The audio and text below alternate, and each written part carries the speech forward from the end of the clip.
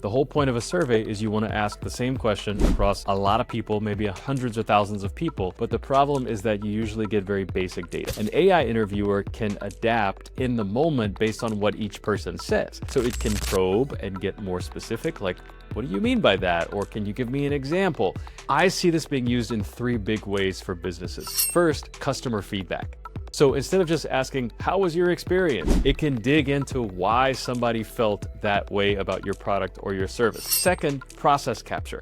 Every company has two versions of its process, what's in the manual and then the thing that people just know because they learned it on the job. If you have a taco franchise with 500 stores, you could ask every worker how they roll the burrito or how they keep the line moving during the lunch rush, and capture that unwritten knowledge that never made it into a manual. The third thing you can do is expert insight.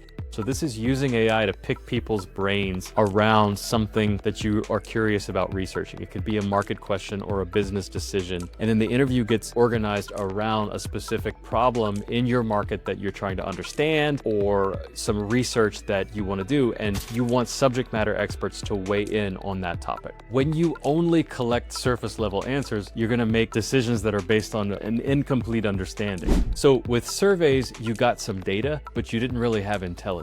And when an AI agent has access to that kind of knowledge, that's when it starts to be able to do work at a much higher level.